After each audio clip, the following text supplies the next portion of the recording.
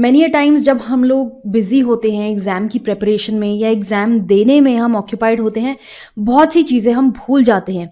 आपका due LLB का examination schedule है 19th के लिए। इसी के रिस्पेक्ट में मैं आपको कुछ चीज़ें याद दिलाना चाहती हूँ, which you might be knowing, but at the same time क्योंकि इतना सब कुछ आपको मैनेज करने को है, प्रिपरेशन है, एग्ज़ाम देना है, एग्ज़ामिनेशन हॉल की नर्वसनेस है, तो इन चीज़ों को ध्यान में रखते हुए कुछ ऐसे पॉइंट्स मैं आपको एक बार रिवाइज करा दूँ, याद दिला दूँ कि क्या चीज़ें आपको एग्ज़ामिनेशन में नहीं करनी है, क्या चीज़ें आपको याद रखनी है while attempting the paper. Hi guys, I am Ayushi, your mentor for law entrance exams and welcome to law digest.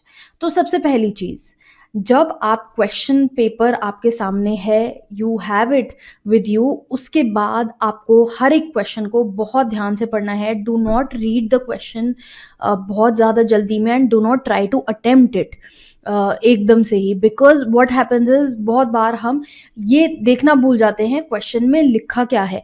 In fact मतलब you won't believe, I have been teaching for so long, मेरे साथ भी ऐसा होता है कि मैंने ये फील किया है, अगर मैं जल्दी जल्दी में क्वेश्चन पढ़ती हूँ तो कहीं ना कहीं कुछ मिस्टेक होने के चांसेस रहते हैं। So for you I would say, जब एग्जामिनेशन में क्वेश्चन पेपर आएगा, बिकॉज ड्यू एलएलबी में क्या है, बहुत से क्वेश्चंस ऐसे आते हैं जहां पर ये पूछा जाता है which of the following is not, negative sense में क्वेश्चन होता है, वट एवर द क्वेश्चन में बी। तो इस केस में क्या होता है, स्टूडेंट समहाउ वो पढ़ते हैं कि अच्छा हमें ये बताना है, अच्छा which of the following is not a part of the basic structure of the constitution. तो बेसिक स्ट्रक्चर में उनके दिमाग में जो जो है बेसिक स्ट्रक्चर में होना चाहिए, वो उस चीज़ को ध्यान में रखते हैं, वो नॉट टर्म पढ़ना भूल जाते हैं। तो ऐसे में क्वेश्चंस को पढ़ना, आराम से पढ़ना बहुत ज़रूरी है थ्रू द होल टाइम। एक बहुत चीज़ जो इम्पोर्टेंट है वो है कि अपनी कामनेस को मेंटेन करके रखिए। पैनिक हमको बिल्कुल नहीं होना है, पैनिक में सब गड़बड़ हो जाता है। सो क्वेश्चंस आराम से पढ़ेंगे, आंसर करने की जल्दी नहीं करेंगे, बिकॉज क्या होता है कि कभी कभी क्या होता है, दो ऑप्शंस बहुत क्लोज होते हैं बट एक ऑप्शन उसका सही आंसर होता है। तो इतने ध्यान से पढ़ेंगे कि हम सही ऑप्शन को चूज कर पाए। ऐसा माइंड फ्रेम हमको उस टाइम पे रखना है कि हम बहुत जल्दी में, हड़बड़ी में आंसर करने की कोशिश ना करें। Then at the same time बहुत ज़्यादा टाइम एक क्वेश्चन पे स्पेंड नहीं करेंगे। Do not unnecessarily put in a lot of time on one question, do not get emotionally attached to one particular question. पूरा आपको क्वेश्चन पेपर करना है, 100 क्वेश्चंस करने हैं, तो इसी तरह से क्वेश्चंस को अटेम्प्ट करेंगे कि एक पर्टिकुलर क्वेश्चन पे बहुत ज़्यादा हम टाइम ना वेस्ट करें, उसको बाद के लिए रख दीजिए। ऑप्शन आपके पास होगा वहाँ पे मार्क फॉर रिव्यू, तो उसको आप रिव्यू में डाल दीजिए। And also if you are unsure, एक बहुत इंपॉर्टेंट चीज़ जो आप लोग शायद इंस्ट्रक्शंस में भी मिस कर देते हैं, कि मान लीजिए अगर आपने क्वेश्चंस आंसर कर दिया है और उसको आपने मार्क फॉर रिव्यू में रख दिया है, तो वो काउंट हो जाता है। इसीलिए या तो आप क्वेश्चन आंसर ना करें, मार्क फॉर रिव्यू में आप रख रहे हैं, वो अपने लिए रख गए हैं, एग्जामिनर को वो ये दिखेगा कि आपने क्वेश्चन आंसर कर दिया है। तो इस तरह से अगर आपको अनश्योरिटी है, क्योंकि नेगेटिव मार्किंग है इस पेपर में, तो अगर आप मार्क फॉर रिव्यू में डाल रहे हैं कोई क्वेश्चन, कुछ अनश्योरिटी है, देन उसको आंसर मत कीजिए, क्लिक मत कीजिए कि जो आपको सही ऑप्शन लगता है। अपना आपको रफ शीट मिलेगी, वहां पे probably you can write down that ये क्वेश्चन नंबर अभी मेरे को इसका आंसर ये लग रहा है, बट बाद में जब एंड में मैं रिव्यू करूंगी तब आई विल सी। ये भी बहुत ज़रूरी है कि टाइम बहुत अच्छे से मैनेज करना है। 120 मिनट्स हैं हमारे पास, 100 क्वेश्चंस हमें करने हैं, 1 मिनट 20 सेकेंड्स हम लगाएं तो पर क्वेश्चन हमारे पास अप्रोक्सीमेटली यही टाइम बचता है।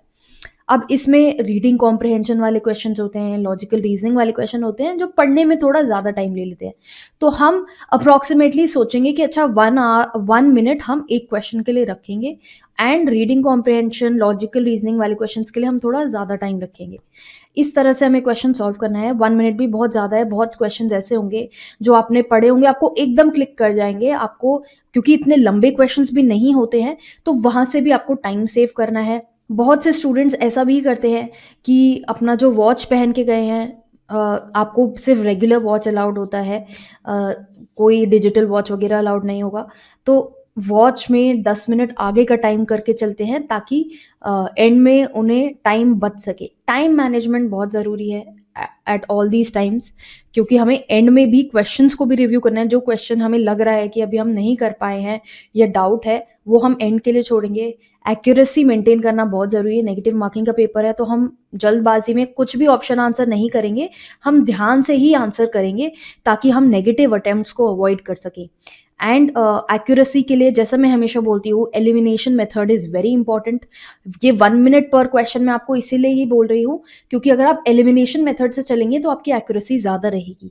एलिमिनेशन मेथड यही है कि 4 ऑप्शंस आपके दिए हैं and you will try to reason out कि ऑप्शन ए, मान लीजिए ऑप्शन डी आंसर है क्वेश्चन में, so you will reason out A B C क्यों नहीं होगा।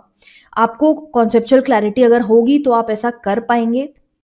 एंड बहुत बार ऐसा होता है, बेसिक कॉमन सेंस से भी क्वेश्चन सॉल्व हो जाता है, आपने शायद पढ़ा भी ना हो, बट समटाइम्स जैसे स्टैटिक जीके के क्वेश्चंस हैं, हमने स्कूल वगैरह में कितनी बार हिस्ट्री ज्योग्राफी ये सब पढ़ा है, तो नॉर्मल डेली लाइफ्स में भी हम ऐसी सिचुएशंस में रहते हैं। जैसे बायोलॉजी से क्वेश्चन आ गया कि विटामिन ए किस में है, तो वी नो कि कैरेट में है। तो और भी जैसे सिट्रस फ्रूट दे दिए तो आप उसमें समझ सकते हैं कि अच्छा इसमें विटामिन सी होता है। तो थोड़ी लॉजिक और कॉमन सेंस भी आपको इंटैक्ट रखनी है। बस यही नहीं सोचना है जो मैंने पढ़ा है वो ही हेल्प करेगा। थोड़ा आपको अपना होराइजन ब्रॉडन रखना है। करंट अफेयर्स के क्वेश्चंस भी इसी तरह से होते हैं, थोड़ा कॉमन सेंस लगा के भी इन क्वेश्चंस को सॉल्व किया जा सकता है। तो ब्रॉडली सोचेंगे, देन ओवर अटेम्प्ट नहीं करेंगे। मैंने हर साल मैं पढ़ाती हूँ, बहुत से स्टूडेंट्स हमारे they clear this examination as well. बहुत से ऐसे स्टूडेंट्स भी मैंने देखे हैं जो यूट्यूब वीडियोस हमारे फॉलो करते हैं, they are subscribers, and when I have a discussion with them they tell me मैंने 90 अटेम्प्ट करे हैं, मैंने 95 अटेम्प्ट करे हैं। Please listen to this, understand this कि अगर आपने 95 क्वेश्चंस अटेम्प्ट करे हैं और अगर वो एक्यूरेटली नहीं अटेम्प्ट करे गए हैं तो उसका कोई फ़ायदा नहीं है। इसमें कोई ब्रेवरी नहीं है, कोई मतलब अचीवमेंट अवार्ड नहीं है अगर आपने 95 अटेम्प्ट करे हैं। मैं ये बोलूँगी, स्ट्रेटेजाइज करके क्वेश्चन पेपर को इस तरह से अटेम्प्ट करें कि 65% of the question paper negative marking वगैरह सब हटा के आपके 65% मार्क्स बन रहे होने चाहिए। वही एक अच्छा अटेम्प्ट माना जाएगा। इट डज़ नॉट मैटर कि आपने 100 भी अटेम्प्ट करे हों और अगर आपके 50 क्वेश्चन उसमें से गलत है, उसका कोई फ़ायदा नहीं है, या 30 क्वेश्चंस भी गलत है, क्योंकि यहाँ पर एक एक 2-2 मार्क्स से बहुत फ़र्क पड़ता है। तो हर एक क्वेश्चन को 4 मार्क का एक क्वेश्चन है, तो हमें इसी तरह से अपने अटेम्प्ट्स को करना है कि हम एटलीस्ट 250 टारगेट आप कर सकते हैं कि 250 मेरे को रीच करना है। After all the negative marking कोई क्वेश्चंस ऐसे होंगे, आप शायद 5 क्वेश्चंस अपने ऐसे रख सकते हैं कि अच्छा ये मैं रिस्क वाले क्वेश्चंस हैं, हो सकता है मेरा आंसर गलत हो जाए, बट बहुत ज़्यादा 5 से ज़्यादा आई डोंट थिंक कि आपको इतना ज़्यादा रिस्क लेना चाहिए। ओवर अटेम्प्ट बिल्कुल मत कीजिएगा पेपर, एंड बहुत ध्यान से आराम से आपको क्वेश्चन पेपर अटेम्प्ट करना है। ये सारी चीज़ें मैं आपको इसलिए बता रही हूँ बिकॉज़ एंड टाइम पे एग्जामिनेशन देते हुए ये सब स्ट्रैटेजी बनाने का उस टाइम पे टाइम नहीं मिलता है। जो सोचना है आपको अभी, जो हमारे पास 2-3 दिन है, इसी में अपनी स्ट्रैटेजी बना के चलना है, इसी तरह से चलना है। इसलिए मैं आपको ये सब बता रही हूँ ताकि एग्जामिनेशन में वो टाइम आप लूज़ ना करें, अपना जो सेंसेस है, अपनी कामनेस है, पैनिक में ना होएं, वो मेंटेन करके रखना है। बहुत ज़रूरी है ये। देन सिली मिस्टेक्स अवॉइड करना है, जैसे मैंने बोला हड़बड़ी में नहीं करेंगे। टाइम मैनेजमेंट करना है, क्वेश्चन को ध्यान से एक्यूरेसी से अटेम्प्ट करना है, ओवर अटेम्प्ट नहीं करना है। Then at the same time examination से पहले ऐसा ना हो कि पूरी रात आप बैठ के रिवाइज कर रहे हैं। कोई नए टॉपिक्स उठाने की ज़रूरत नहीं है, अभी टाइम नहीं है ये सब करने का। अपना जो एग्जिस्टिंग है उसको रिवाइज कीजिए, जो आपने एंड के लिए रिवीजन के लिए रखा हुआ है उसको रिवाइज कीजिए। नए टॉपिक्स अभी उठा के कंफ्यूज मत होइए। मैंने पहले भी बोला था वीडियो में कि और क्वेश्चंस भी अगर जो आपको मिल रहे हैं, don't get stuck with questions कि इसका करेक्ट आंसर ये है या ये है। प्रोसीड, अपना पूरा रिवीजन करते रहिए, एक चीज़ पे स्टक मत होइए। Don't waste your time like this. And exam से पहले मेंटल रेस्ट बहुत ज़रूरी है। बहुत ज़रूरी है कि आप अपने आप को एक काम पोजीशन में ला पाएँ। अब जितनी मेहनत आपको करनी थी आप कर चुके हैं। आई नो बहुत नर्वसनेस रहती है, ये मेक और ब्रेक फैक्टर्स भी रहते हैं कुछ लोगों की लाइफ में, कुछ लोग ड्रॉप ईयर भी लेते हैं। तो बहुत सारे हर किसी के सर्कमस्टांसेस अलग-अलग होते हैं। I understand that very well and I know कि किस टाइप की नर्वसनेस होती है। बहुत से लोग ऐसे भी हैं जिनको शायद they are the bread winners for the family and they have to do things, but at the same time इन सब चीज़ों का प्रेशर मत लीजिए। मैं आपको यही बोलूँगी, आपके एक मेंटर की तरह बोलूँगी कि लाइफ में बहुत मुश्किल चीज़ें, मुश्किल सर्कमस्टांसेस आते हैं, हर किसी की लाइफ में आते हैं। चाहे वो किसी भी बैकग्राउंड से हो, किसी भी कास्ट से हो, कम्युनिटी से हो, किसी भी लेवल से हो, हर किसी को चैलेंजेस लाइफ में फेस करने पड़ते हैं। एक एग्जामिनेशन, हाँ, हम बहुत इम्पोर्टेंट बना लेते हैं इन चीज़ों को लाइफ में कि ये हमारा गोल है, ये नहीं तो कुछ नहीं। But at the same time always have a plan B. अपना बैकअप अपने दिमाग में रखिएगा हमेशा। नहीं, क्योंकि ऐसा तो नहीं है कि जितने स्टूडेंट्स एग्जामिनेशन देंगे सबको सीट्स मिल जाएंगी, इतनी सीट्स अवेलेबल हैं। अनफॉर्चुनेटली ऐसा नहीं है, कंपटीशन बहुत ज़्यादा है। तो एक मेंटल हमें प्रिपेयर्ड रहना है कि कुछ भी हो सकता है, कैसा भी रिजल्ट आ सकता है, पेपर कैसा भी आ सकता है।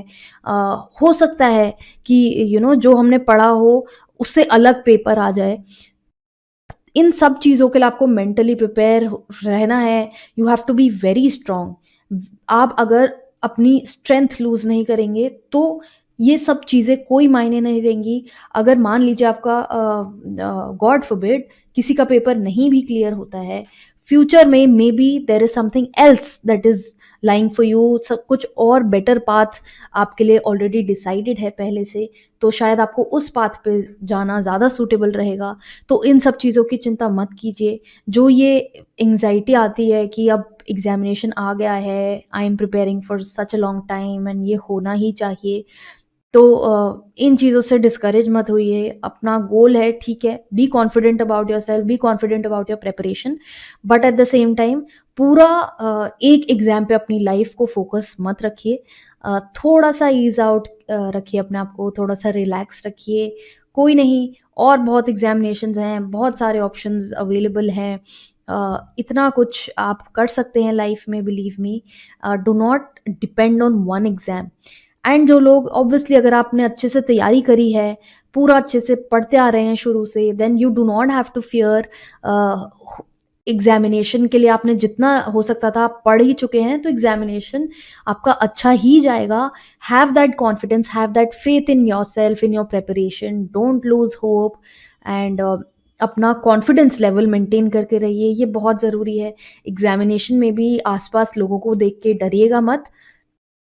Keep faith and have confidence in yourself, and you will definitely sail through.